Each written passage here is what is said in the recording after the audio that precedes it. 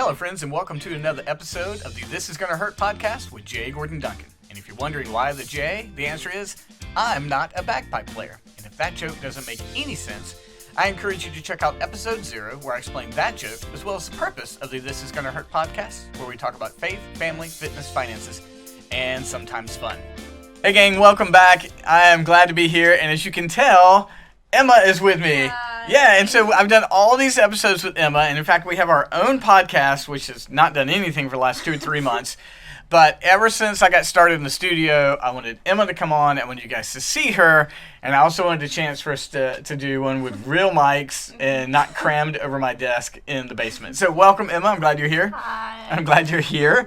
Now, one of the things that Emma has gotten me to do this year, I didn't do last year. You kept a record last year of how many movies you saw, right? I kept like some, yeah. Yeah, and we watch a lot of movies in our house. A lot of movies. So this year I said, okay, I'm going to keep track month by month of how many movies. Now, we're not halfway done yet. We're done through 5 months. How many movies did you see in the first 5 months? I think it was like 70-something. 70-something? Probably, yeah. I thought my number was high. Alright. Okay, I've seen... long Well, no. I've seen 65. What can I say? I saw 65 movies in the first... Because at our house, when it's time to chill, we watch a movie. And so... Some of them, we don't really have an order. During the quarantine, how do we do it? It was like one person picks one night and then like so every night it went through and there was no arguing. You had to watch whatever the person picked out. There was nothing else to do. That's right. And then for Father's Day, I make them watch a movie and I usually pick out something that they just don't want to watch. Like I really just go... I don't want to watch your most recent picks. I think I'm going to do Morbius because I didn't see it. Because I've got to see all the Marvel movies, but... That's not even really Marvel, though. Well, it's not MCU. Anyway, we're not going to get into all that. This is not a Marvel episode, by the way. And we've missed so many... We didn't do one on Doctor Strange. We didn't even do one on Spider-Man. Mm-mm. So, but that's not what we're going to do. Somewhere in the last year, you started digging campy movies. Mm-hmm. I mean, and we're like, what? Like, you didn't say anything. And then after the third one, we're like, what's up with all these campy movies? So... Which leads to the question is, before we get started, what is a campy movie? How do we decide if it's campy or not? Excuse me, for goodness gracious. How do we decide? We're drinking coffee, smoothies, very chill back here. How do we decide if it's campy or not? I think if it's like a stupid movie, but it's like fun. You know? Does it have to be like they know they're making a stupid movie, or can it be accidentally campy? I think it can be accidentally too. Okay. Because like, I don't know, probably like The Room. Probably, you know how that's like completely stupid. Yeah, he did not intend. Yeah. That's the worst movie ever made by many. Mm-hmm.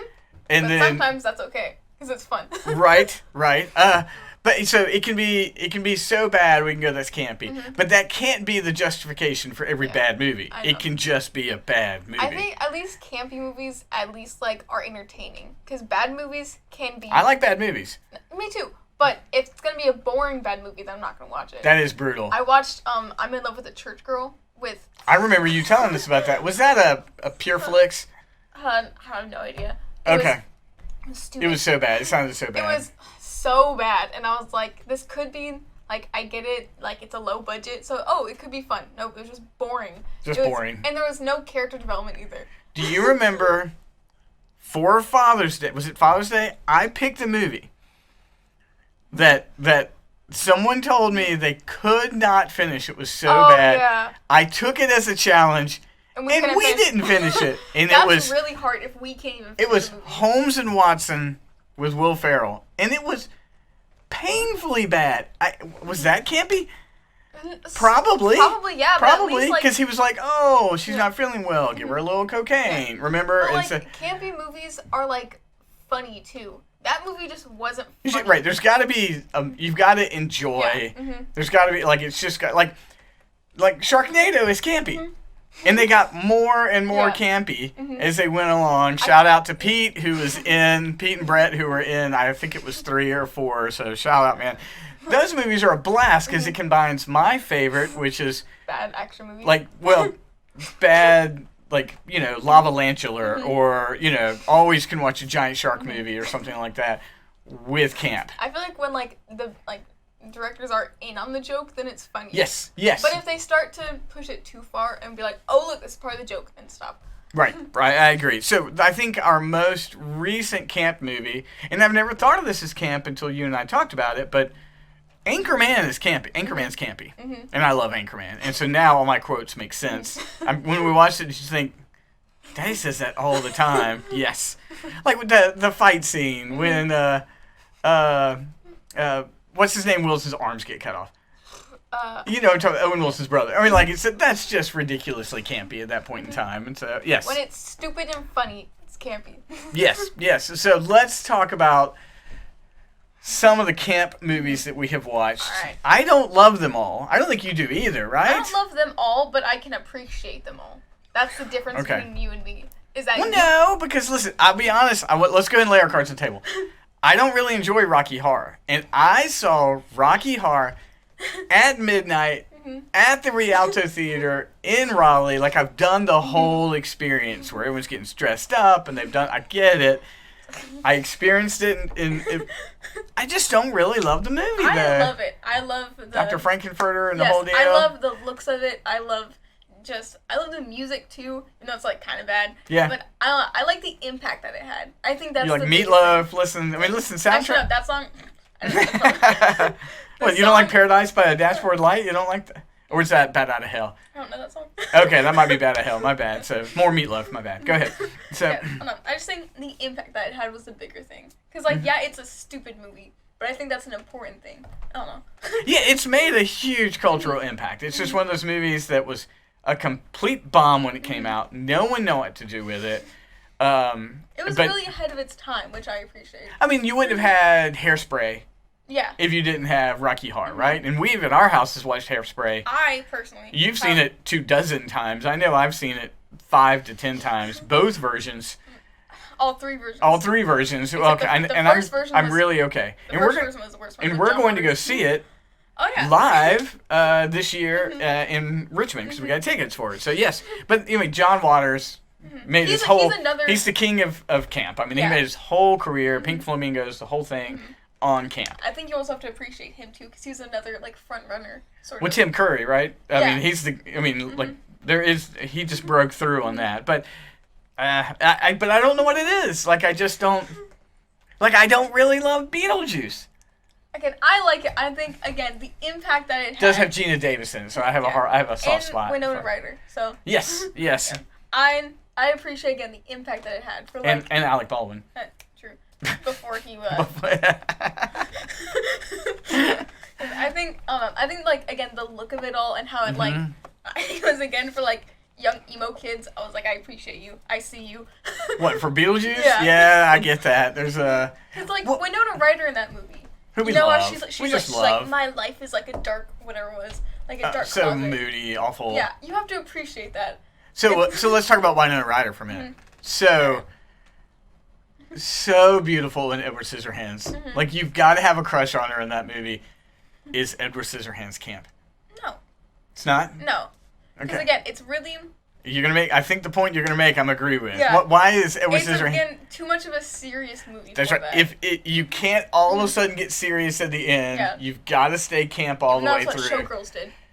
That movie's garbage. Though. No, I don't care. That movie's garbage. I don't care. That movie is fun. I mean, it ended, like I told you, Elizabeth, was it Barkley's career just done. No, but again, the looks of it all. I just messed up my We're just a mess today. We're drinking coffee, burping, everything's fine.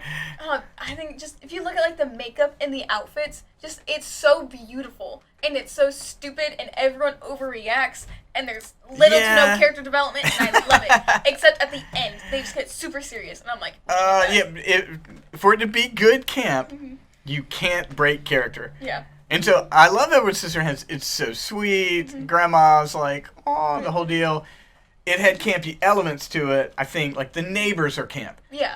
Like the do my hair thing and that's all very camp, but it's not. And but Winona Ryder's just beautiful in that movie nonetheless. And so yes, if you break, you don't know the rules of camp. It's fun when a movie has, can break off for a scene and come back. Yeah. But let's talk about Zoolander. Alright. So we did watch Zoolander together. I really didn't know if you were going to enjoy Zoolander or not. I just didn't know if it was going to lend to yourself. Because Ben Stiller likes camp. Mm-hmm. He really does. And you can say things in a campy movie that you can't say anywhere else. Because you can watch it and you go, oh, that's awful, but it's funny. another, comedy thing where it's like, how far can you take this comedy? Well, but not all camp is funny. But I think... No, I think most of camp... Hairspray is not funny. It's got its moment, but that's a serious film. They're dealing with the... Somehow it remains camp. It's still talking about the racial tension in the 50s. Yeah. But Zoolander, it holds it all the way through. Will Ferrell is built with Mustafa. They make jokes about eating disorders and get away with it. Well, it's the subject matter because it's about the fashion industry. Right. So obviously, when you are making movies about the fashion industry, you can take it for if it's too out there. If they, I don't know, if they made a joke that wasn't anywhere near the plot, then I think that was been where it's kind of crossing the line. A movie you might need to see, which is camp. If you say Tropic Thunder one more time. I don't know if you're ever going to. I should just make you watch it for Father's Day, but is Blades of Glory. Mm-hmm. So Will Ferrell again. I've heard of it. And then the Napoleon Dynamite, the guy who's Napoleon. Mm-hmm. I forget. Doesn't it have Jessica? It has Jenna Fisher. Jenna Fisher's in it, but it's about two skaters, and they're going to be two male ice skaters in the Olympics, and they've never done that before. And it's ridiculous. But no, so we might have to put that on there. It's not great. Mm-hmm. It's got its moments in there. But Zoolander is funny beginning to end. Mm-hmm. I did not enjoy Zoolander 2 very much. The opening is funny, but that's about it. Yeah. That's about it. But I think Mustafa works. Mm-hmm. Blue Steel, it works very much. Mm-hmm. And then you have Ben Stiller's wife, who's the straight character. You got to have, for camp to work, you need one straight character to kind of walk through. But what camp have you seen that I haven't seen? Give me something. Okay, let me look at my list. Yeah. We've watched 4 or 5 campy movies this year. I watched Little Shop of Horrors, which... I have seen that long time ago. Well, I don't... The Jack Nicholson version? There is no Jack Nicholson version. I believe there is. Who did you see as the lead? Who's the lead?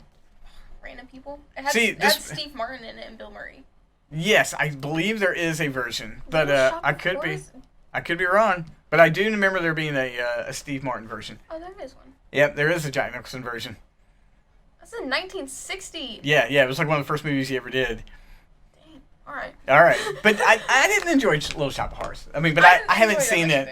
I haven't seen it. I think Steve Martin works for some camp, but I didn't see it. I think, again, Little Shop of Horrors is mostly in the musical sense of campiness. And I think with that movie, it wasn't supposed to be a movie. It was supposed to stick to a musical, on screen, on stage. Because that movie, I actually did not enjoy it. Okay. All right. Just camp you didn't enjoy. Is The Jerk campy? To an extent. With, the two characters, him and his wife. Yeah. I think both of them are very much... stupid and... I didn't think you were going to like that movie. I really thought you were going to dislike it. I don't know. I didn't like parts of it, but I think it was kind of funny. My brother Paul communicates with me primarily 2 ways. The Jerk and Anchorman. A third of all of our conversations involve step up and win some crap. That kind of conversation just happens. He hates those cans. That just happens over and over again. When Amy and I first got married, I would sing Picking Out the Thermos song to her all the time because it was just she had never seen any of these movies. I mean, so I would just educate her on all the stuff that I grew up on. Another good thing about that movie is how it was kind of making fun of itself too. Very much which so. Which is another good thing. Because also he was when he had his luxurious mansion and everything. Right. It was very much like Scarface sort of. Yes. But he had no taste whatsoever. Yeah. Height of wealth for him was having little umbrellas and new wine. Mm-hmm. So bring out this old stuff. Bring out some new wine. Yeah. And so, but you're right. I did not make the connection that is very Scarface-esque. No, Scarface. This isn't even campy, but I have to talk about the stupid bathroom and like slash bedroom that they had. Oh, and he's sitting there drinking, and like And he's having a meeting around the bathtub. And there's a shag carpet in like in the around bathtub. the bathtub. I'm There used to be carpets in bathrooms. No, but it was like connected to like the bedroom. Like so, like if there was no like door, and so there was the bed, and then there was. Can you imagine if I just took my meetings in the bathroom? Everybody come talk to me. I'm drinking and smoking. I've got guns lying around. Amy's talking to me. And she's doing coke in the bathroom. She's doing coke, and then like my best friend is in there talking to me, telling me what I'm supposed to be doing. It's the height of arrogance. Like I take my meetings in my bathtub. Make time for me. That's right. Make time. So yes, there was the I didn't pick it up, but yes, Jerk has got a in fact, that's probably out before Scarface. We're gonna have to do the math on that. I don't think it was. So Scarface was in 80s. 70. Was it 80? It was like 70s, 80s. Well, Jerk is 70s. Okay, because I think it was late 70s. They're very similar. Okay, they're right around the same time. I don't think we should be too bold to say that. I don't think it matters. I don't know Scarface which one came. took inspiration from the Jerk. Well, there's a generation of movie watchers that are offended with us right now. So, okay, how's this? Oh, it just escaped me. It come to me. But anyway, yes, the Jerk is definitely got. Oh, we're talking about Robert Rodriguez? Is Spy Kids camp? Probably. Yeah. It has to be. Come on, it has to be. It's ridiculous. It's like thumb warriors that chase after them. Camp lived in the early 2000s, which was when Spy Kids came out. Like with all of the Disney Channel movies and all of the like. Disney put out a lot of straight-to-video campy movie. Confessions of a Teenage Drama Queen. Movie, I don't care. That movie is good. That was ahead Lindsay of its time. Lohan. Is that Lindsay Lohan? Yeah. She's like one of her best roles. Well, she was in Machete. Sorry. Which is also we can't forget Machete. So yes, there was a lot of camp Disney. There's a whole generation of like 32-year-old adults who were like, no. Wendy Wu Warrior, whatever. That movie is so good. That movie is so good. I used to watch that on repeat. I got another part of camp is like the fashion behind it all, which is probably why you may not like it as much, and I do. Some of them. What, you talking about, like the Disney ones? Yeah, like the Disney movies. Like, listen. Like Confessions of a Teenage Drama Queen, the Cheetah Girls, all of those. Like, You've got to admit, those. Listen, it may just be an age thing. I mean, those are. I've seen them all with you. I've seen Radio Rebel, which is not camp.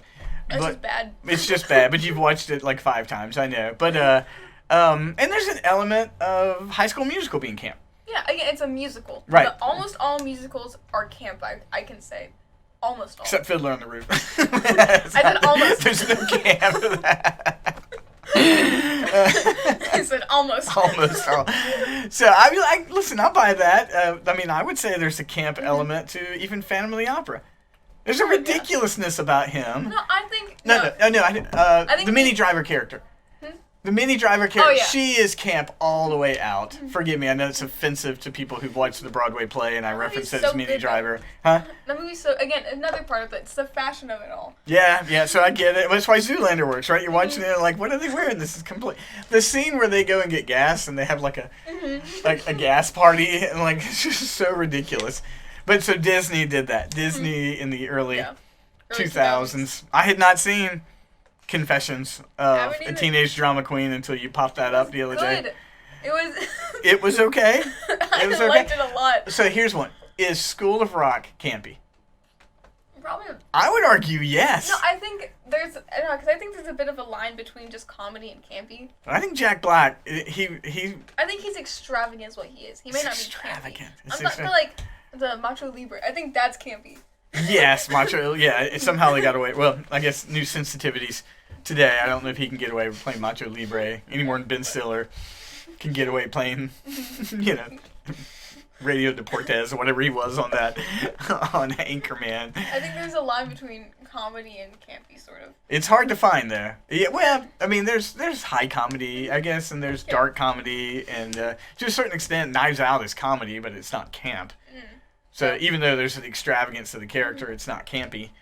So, like, I've heard that Heathers is, like, campy. Yes, Heathers is campy. Have you not seen Heathers? You've seen Heathers. I've seen Heathers. You've seen it like a bunch of times. Yeah, Heathers is campy. Horror movie camp. I love horror movie camp. I'd say I love Chucky so much. You do love Chucky. What is it? I love... You and I have seen all the Chucky films, correct? And the Chucky TV. No, I haven't We've actually seen them all. We've seen everything. I haven't seen second and third Child's Play. That's the thing. Okay, so I'm growing up, but we did watch all the TV series. I've seen Chucky, Bride of Chucky, Seed of Chucky, Curse of Chucky, Cult of Chucky. So I will make this case, though. So the Chucky series was fine, but it straddled the line... Because it is trying to make a political point, and it's not just lost in camp. Mm-hmm. Like, the early Chuckies are like graphic violence, ridiculousness, Bride of Chucky. Bride of Chucky is... Okay, again, it's another front runner. What's her name again? Please forgive me. Tiffany or Jennifer, yeah, his wife. Jennifer Tilly. Jennifer Tilly, who I know you just love. She's built for camp. I know that. But this most recent Chucky TV show was like, I'm going to start making political points, and that's where it's weak. I get the point it's making, but it weakens. You can do that in camp, but I think again they were beating it to death though. They were trying to like appeal to the new. Yeah, that's exactly right. Like, these people were in middle school, and they were, like, smoking weed. I'm like, I get it. I'm like, a lot of people, like, yeah, like, a lot of people do that, even in, like, high school, middle school, but not like that. Yeah, they were throwing parties. They're like 12-year-olds throwing, like, frat house level parties. I think that's another thing where I'm like, is this supposed to be funny? Is it supposed to be campy? Or are you guys actually serious about this? Which I think is the thing that show didn't like do well, but the Chucky movies did. Yes, right. Mm-hmm. So Chucky is definitely horror camp. Yes. What other horror camps do you like? I was like, what are there?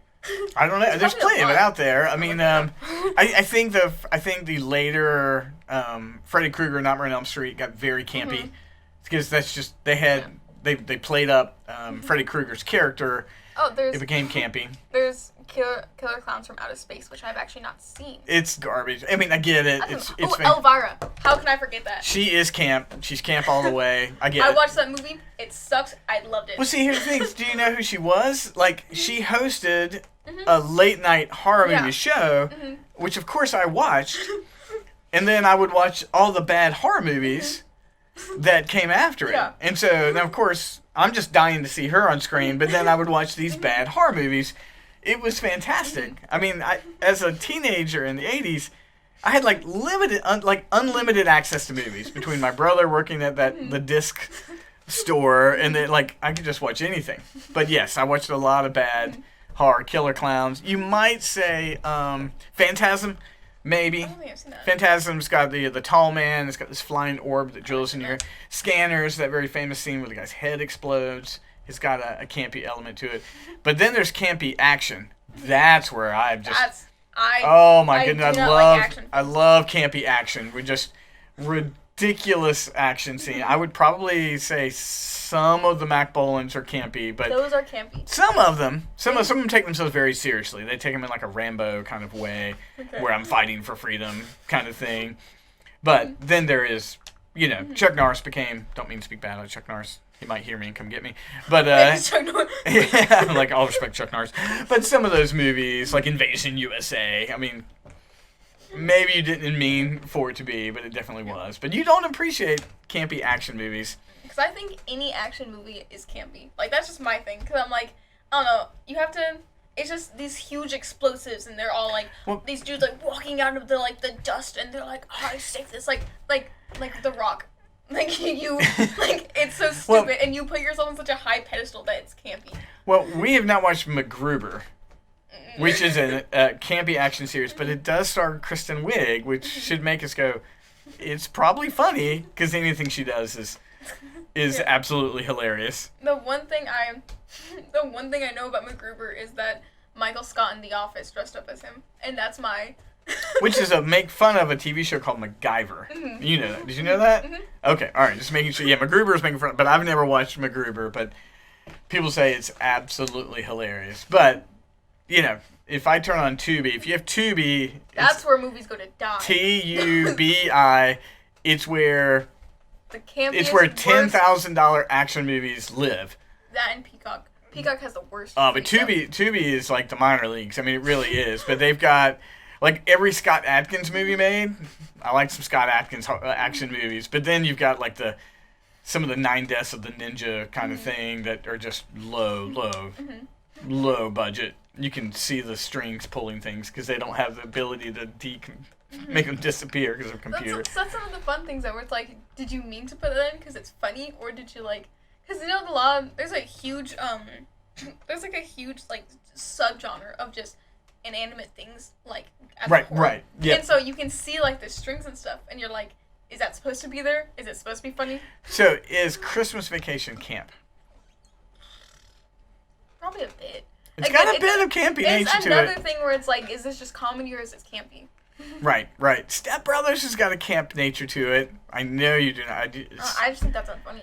Yeah, but in Christmas Vacation, when he's riding that sled, you can literally see the wire that's pulling it. I think that's just poor budgeting.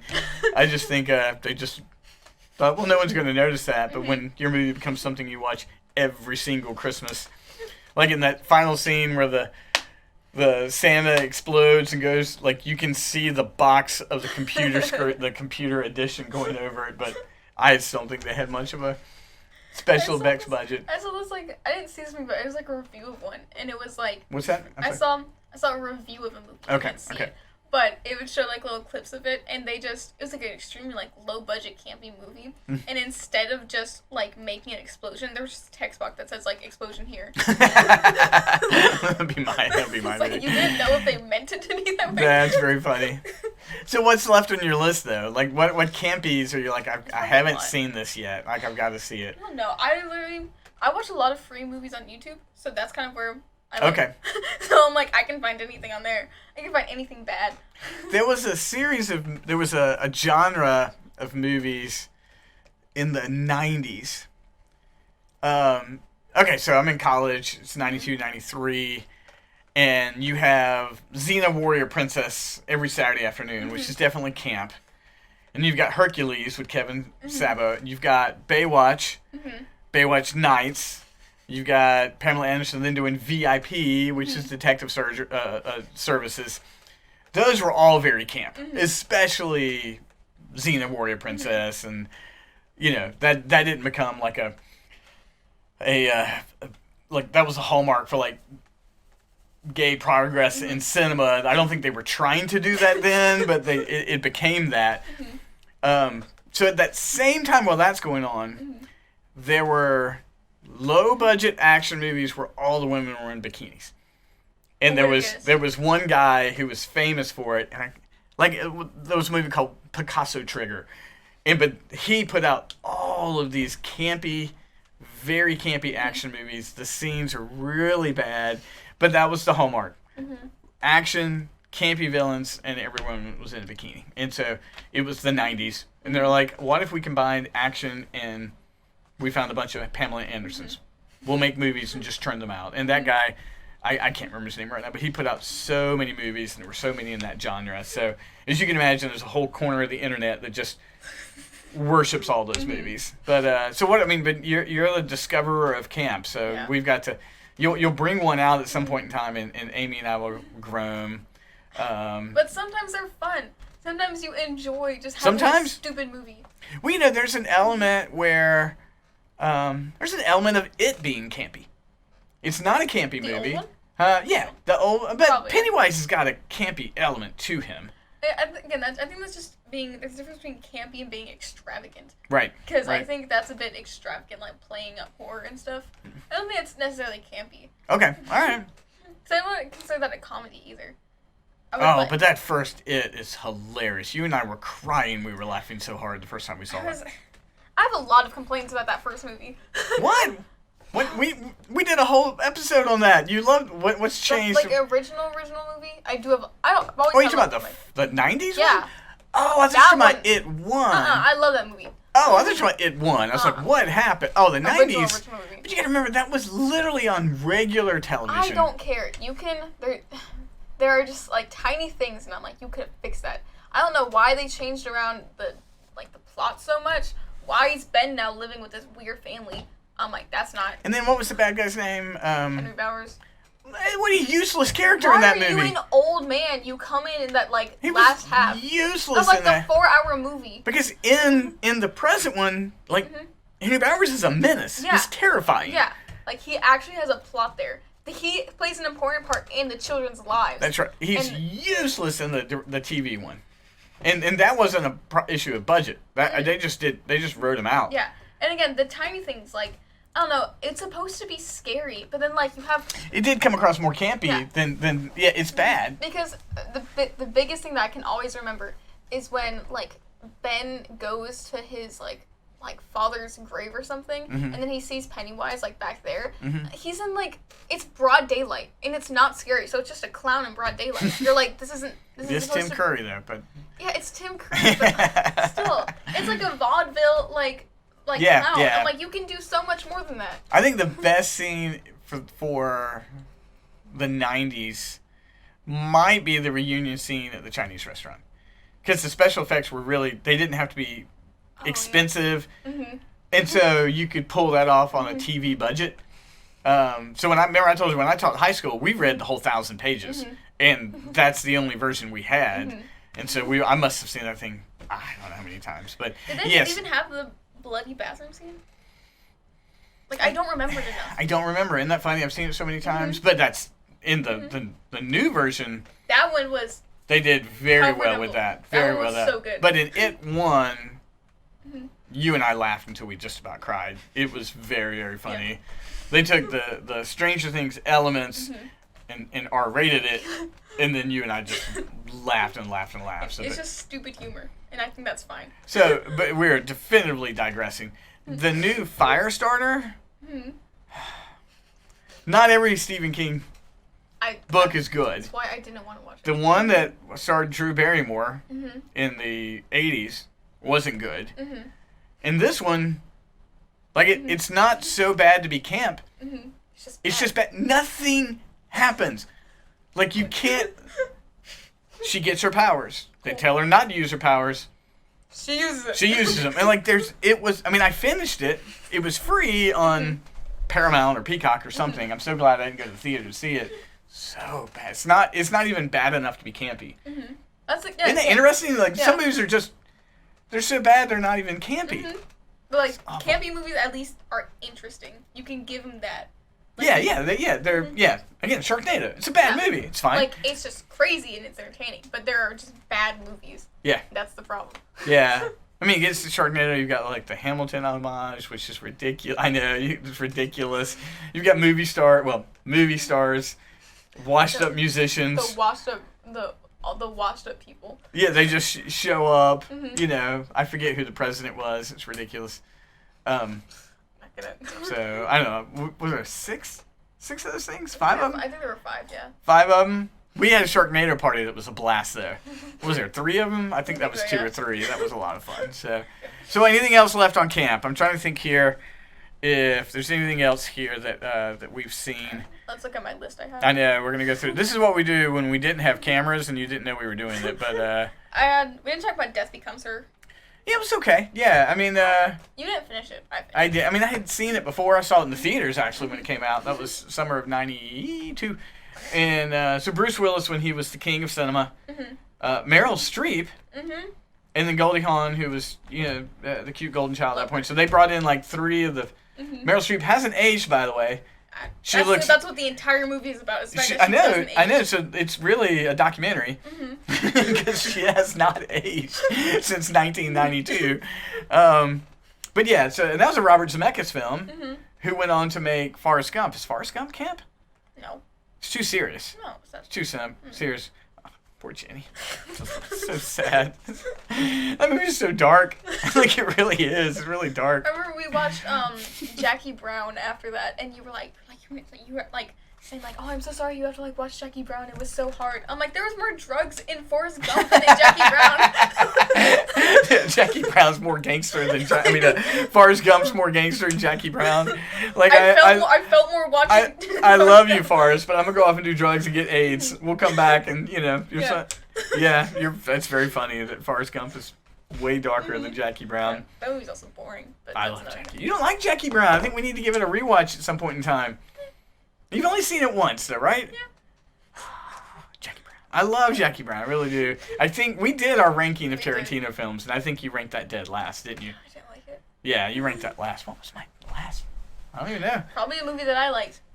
Well, it's not Death Proof, which everyone ranks last. Death Proof is campy. I love Death Proof, yeah. Death Proof is definitely campy. Mm-hmm. So I think a lot of that grindhouse cinema is camp. It's got to be. I mean, Dolomite, the Human Tornado. Come on. Yeah. I mean, what? When things are stupid and fun, it's camp. Yep. And so now I'm not going to go back and listen to that episode, but I'm trying to think what my least ranked Tarantino film was. It's in your mind. You should remember it. I'll have to get through it. I don't know. Anyway, it's not in my mind, girl. I promise you that. I made up that list 60 seconds before we recorded. So, wow. Tarantino is camp. Probably, I bet, yeah. I bet you well, of course, he's seen every single one of these things. He knows He's annoying. He knows the French version of them, probably, and has copies of them in his home theater. But so anyway, last thing, anything here? I don't think so. I think so, yeah. I think, you know what? And I will offer this. In the Tobey Maguire Spider-Man trilogy, I would offer that Spider-Man 3 has a very strong camp element to it, which is probably why I don't like Spider-Man. Now, I've also got the comic book problem, because I'm a comic book nerd from a kid, and I'm like, that's not what happened to Venom. Neither here nor there. But, oh my goodness. It feels like the Anchorman flute scene half the time in that thing. But anyway, you love Spider-Man 3, don't you? I haven't seen it. I think I appreciate it. You appreciate... Again, that's why I can say about a lot of movies. I can appreciate it. He's walking down the street giving the guns, you know. Oh, so bad, so bad. Well, I'm glad you came back. You know, hopefully this summer we can load up on some extra episodes. I'm going to release this on This Is Gonna Hurt. I'm also going to release this on the You're Entitled to Your Opinion podcast. Kickstart that and get that going again. And maybe we can squeeze in a few more episodes of that. Any final words about camp? No, I look forward to seeing Hairspray in person. That'll be fun. It's gonna be so good. I don't think we've never seen anything camp in person. So I hope the crowd. A lot of it's gonna come down to the crowd. The crowd's gonna be fun. I hope so. The crowd's got to get it. They can't be old and stuffy and not enjoy it. You can't watch Hairspray and be like, oh, I don't like this. Yeah, like what are they doing up there? Like it's definitely anything John Waters. You got to show. You know this movie came from John Waters. You cannot complain about it. I do hope there's some people there like, what is going on? That would be wonderful. But I hope the crowd is into it. So they'd be like, oh, a serious movie about the segregation of the 50s. Well, gang, thanks so much for watching. Thanks for listening. Emma, thanks for being on the show. I like the new digs. Thank you, Shane Dell, and everybody. If you like this, or even if you didn't, please let everybody know you watched it. Take a picture, put it on your stories, let everybody know this is what you did. We're working out. Any promotion is good promotion. Any promotion, give it 1 star. I do not care. As Gene Simmons says, just spell my name correctly. I don't care. Thank you so much, and I'll see you again next week.